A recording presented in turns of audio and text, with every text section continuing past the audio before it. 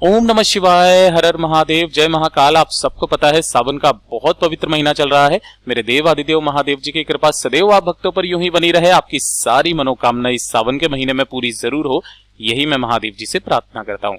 देखिए, अगर आपके घर में कुछ अच्छा नहीं चल रहा है, कुछ भी अच्छा कर्म नहीं हो पा रहा है, कुछ मंगल कार्य नहीं हो रहा है, लोगों के बीच में कलेश रहता है, प्रेम नहीं है, किसी की नौकरी नहीं लग रही है, परिवार की उन्नति नहीं हो रही है और कुछ समय से बिल्कुल ही लोग एक दूसरे से अलग अलग से रह रहे हैं, है ना, या फिर हम लोग कह सकते हैं कि कुछ नकारात्मक ऊर्जाएं आपके घर में आ चुकी है, कुछ भी गड़बड़ अगर आपके घर में चल रही है तो मात्र एक बार इस छोटे से उपाय को कीजिएगा। त्रिशूल वाला उपाय, आपके घर की सारी परेशानियां खत्म हो जाएगी, आप जो मांगोगे वो सब कुछ मिलेगा, घर के लोगों के बीच में प्रेम बढ़ेगा, घर की उन्नति होगी, व्यापार अच्छा चलेगा, सब कुछ आपके हिसाब से होगा। मात्र छोटा सा उपाय आपको करना होगा। पूज्य गुरु जी की कथा से सुन करके और समझ करके पूरे उपाय को बड़े ही विस्तार से बताऊंगा, परंतु उससे पहले आप सबसे एक छोटी सी गुजारिश करूंगा कि जो लोग पहली बार आए हैं चैनल को सब्सक्राइब जरूर कीजिएगा और वीडियो को लाइक करके महादेव जी का कोई सा भी प्यारा नाम कमेंट बॉक्स में लिखना मत भूलिएगा, ठीक है। इस पूरे वीडियो के अंदर हम लोग 4 महा उपायों के बारे में बात करेंगे, जो कि ना सिर्फ आपके घर की परेशानियों को दूर करेगा, साथ ही साथ आपके घर की बीमारी और आपकी मनोकामना पूर्ति के लिए जो सबसे अंतिम उपाय मैं बताने वाला हूं उसे जरूर देखिएगा, ठीक है। आपकी जो भी मनोकामना होगी पूरी जरूर होगी। सबसे पहले बात कर लेते हैं पहले वाले उपाय की तरफ, ठीक। देखिए, पहला वाला उपाय किन लोगों के लिए है कि अगर आपके घर में कुछ अच्छा नहीं चल रहा है, लोगों के दिमाग सही नहीं है, छोटी छोटी सी बातों पर कलेश होता रहता है, या फिर कुछ भी ऐसी घर की उन्नति नहीं हो रही है, परेशानियां बहुत ज्यादा आ रही है, किसी न किसी को कष्ट हमेशा बना हुआ रहता है ना, तो आपको ये छोटा सा उपाय करना है, ठीक है। देखिए, कैसे करना है और कब करना है पूरा बहुत अच्छे से बताऊंगा, ध्यान से सुनना, समझने की कोशिश करना। आपको इसके लिए चाहिए काले तिल, ठीक है ना। अब भैया कितने चाहिए, तो गुरुदेव ने काले तिलों की कोई संख्या फिक्स नहीं बताइए, आप चुटकी भर काले तिल ले लेना, ठीक है। इसी के साथ चाहिए होंगी आपको 7 लौंग। कितनी लौंग चाहिए, 7 लौंग आप ले लेना। ध्यान रखना ऊपर का फूल भी होना चाहिए कुछ इस तरीके का, ठीक है। और इसी तरीके से आपको लेने होंगे चावल के दाने।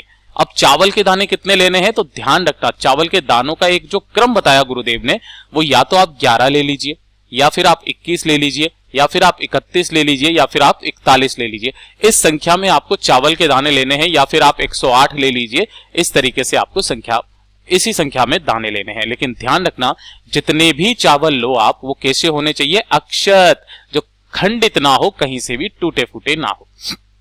इस तरीके से ये तीनों चीजें लेना, काले तिल, 7 लौंग और चावल के दाने, ठीक। इन सभी को लेकर के आपको करना क्या है, एक लाल कपड़े में रखना है और इसकी छोटी सी एक इस तरीके से पोटली बना लेनी है। इतना कर लोगे।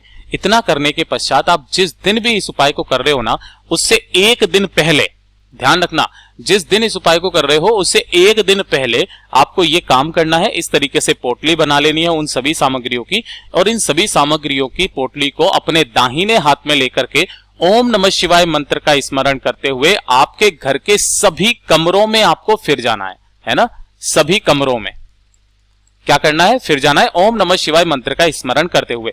ध्यान रखना, बाथरूम और शौचालय को छोड़ करके आपको पूरे घर में, चाहे स्टोर रूम हो, चाहे किचन हो, कुछ भी हो, आपको कोने कोने में उस पोटली को लेकर के फिर जाना है, घुमा लेना है, ठीक है। घुमा देने के पश्चात आपको इसे अपने घर के मंदिर में रख देना है, ठीक है ना। आपके घर का जो मंदिर है उसमें रख देना।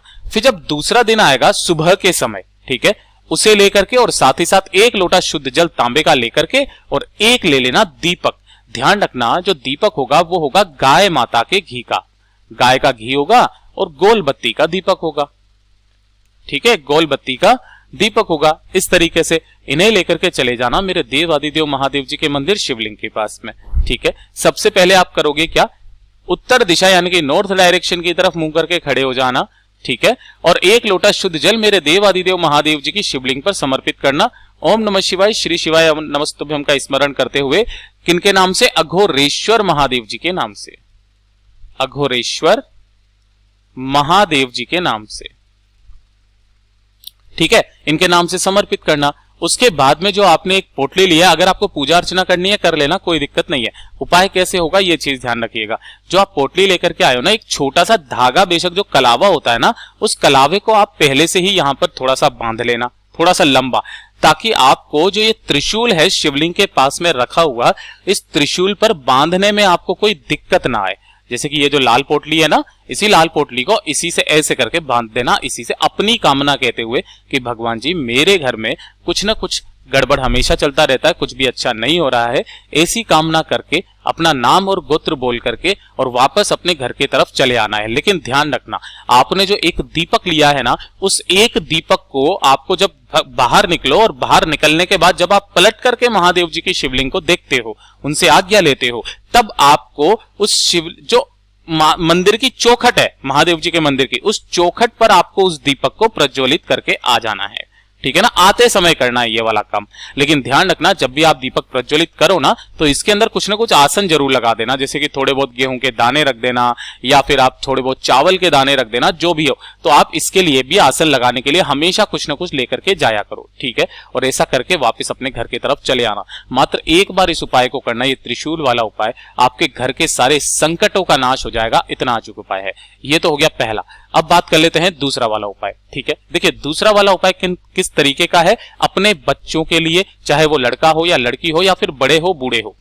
ठीक है, उनके कभी ना कभी कोई ना कोई समस्या हमेशा बनी हुई रहती है, या तो बीमारी रहे, है ना, या फिर वो जब रात में सोते हैं तो रात में सोते हुए उन्हें बुरे सपने आते हैं, या फिर उन्हें डर लगता है। ठीक है ना, बीमारी, रात में नींद नहीं आती है, डर लगता है, सपने गलत आते हैं, इस तरीके से, या फिर वो घबरा जल्दी जाते हैं, है ना, मन के अंदर डर बैठा हुआ है किसी भी तरीके का। ठीक है, तो मात्र छोटा सा उपाय करना।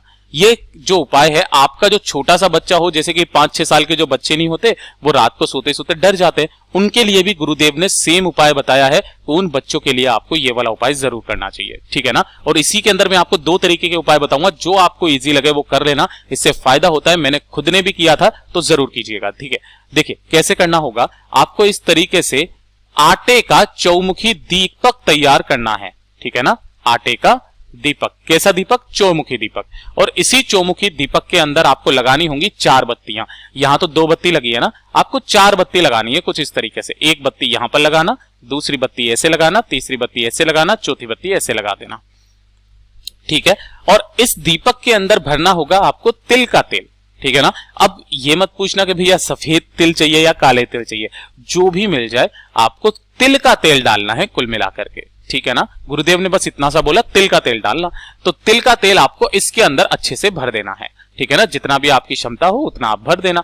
ठीक, और उसको प्रज्वलित कर लेना। इसको प्रज्वलित करके, और जो भी व्यक्ति जिसको डर लगता है, घबराता है, बीमार रहता है हमेशा, उस वाले व्यक्ति के ऊपर से नीचे, यानी कि जैसे कि मान लीजिए ये जो भी व्यक्ति है, आपको यहां सिर से लेकर के और पैर की दिशा में इस तरीके से आपको घुमाते हुए ऐसे करके 21 बार उसारना है।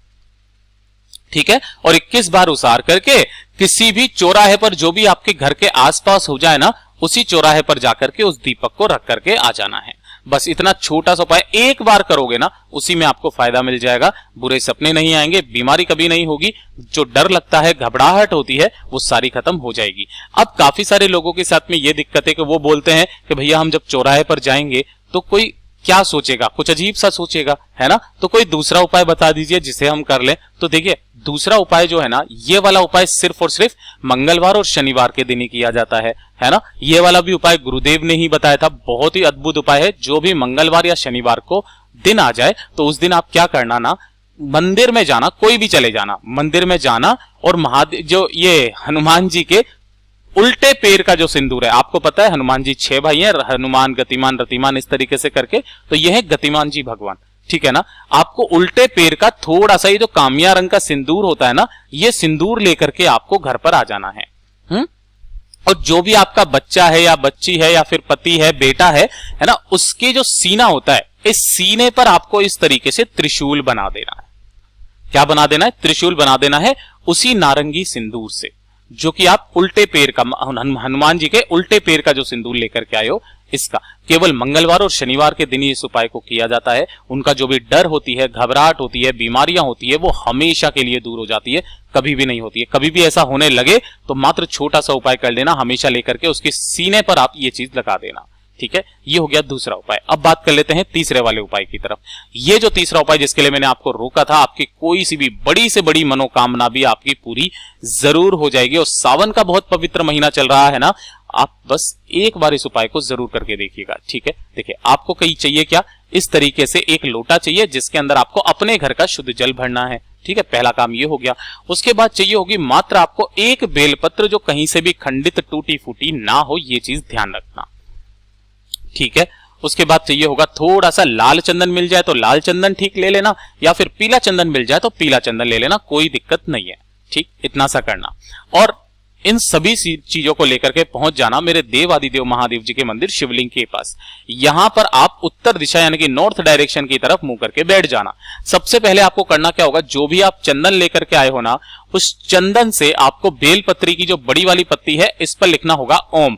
अगर आपको बेलपत्र नहीं मिलता है तो शिवलिंग पर से ही आप कोई सी भी एक बेलपत्र उठा लेना, उसे धो करके भी काम में ले सकते हो। किस साइड लिखोगे ओम, जिधर की तरफ चिकना वाला हिस्सा है उस साइड में लिख देना। ठीक है, ओम लिख दोगे। ओम लिखने के पश्चात आप अपनी उंगलियों से लिख सकते हो। ठीक है, ओम लिखने के पश्चात इस बेल पत्र को सबसे पहले आपको कहां से पकड़ना होगा, इस जगह से पकड़ना। ठीक है ना, इस जगह से पकड़ के सबसे पहले आपको टच करवाना है कहां पर, गणेश जी भगवान जी के स्थान पर, राइट हैंड साइड वाला। आप सबको पता है गणेश के हनुमान महादेव जी का पूरा परिवार शिवलिंग पर विराजमान होता है। ये जो स्थान होता है पहले नंबर पर गणेश जी का स्थान होता है। फिर आपको टच करवानी है इसी वाली बेलपत्र को कहां पर, भगवान कार्तिकेय षडानंद जी के स्थान पर। फिर आपको टच करवाना है कहां पर, माता अशोक सुंदरी के स्थान पर। फिर आपको टच करवाना है कहां पर, माता रानी के हस्त कमल पर, चौथे नंबर पर। और उसके बाद आपको यही वाली बेलपत्र उठा करके शिवलिंग पर समर्पित करनी होगी। लेकिन उसका एक तरीका है कि अगर आप इस तरीके से खड़े हुए हो, ठीक है ना, तो बेलपत्र की बड़ी वाली डंडी रहेगी आपकी तरफ, और जो बड़ी बेलपत्र की जो बड़ी वाली पत्ती होगी वो रहेगी आपकी तरफ, और डंडी रहेगी आपसे विपरीत दिशा में। चिकना वाला जो हिस्सा है जिधर आपने ओम लिखा हुआ है वो नीचे की तरफ रहेगा, शिवलिंग से टच होता हुआ। ठीक है, इसे रख करके इसी के ऊपर अपना दाहिना हाथ रख करके अपनी मनोकामना कह देना, और मनोकामना कह देने के बाद एक लोटा शुद्ध जल इसी बेल पत्र के ऊपर आपको समर्पित करना होगा। ओम नमः शिवाय, श्री शिवाय नमस्तुभ्यम का स्मरण करते हुए। जब आप ये काम कर लो, उसके बाद जो भी जल बहता बहता जलाधारी से नीचे की तरफ में आएगा ना, उसको अपने दाहिने हाथ में लेना और अपनी मनोकामना बोल करके उसे दोनों नैनों पर लगा करके ग्रहण कर लेना, आचमन कर लेना। आपकी जो भी कामना होगी पूरी जरूर होगी। गुरुदेव ने बताया सावन के जो भी बाकी के बचे कुछ दिन है ना, उनमें जो व्यक्ति इस उपाय को कर लेता है, सावन खत्म होने तक उसकी सारी इच्छाएं पूरी जरूर होती है। पूज्य गुरुजी ने जैसा बताया वैसा आसान भाषा में आपको बताने का संपूर्ण प्रयास किया। वीडियो पसंद आया हो तो लाइक जरूर करना, साथ ही साथ चैनल को सब्सक्राइब जरूर कीजिएगा।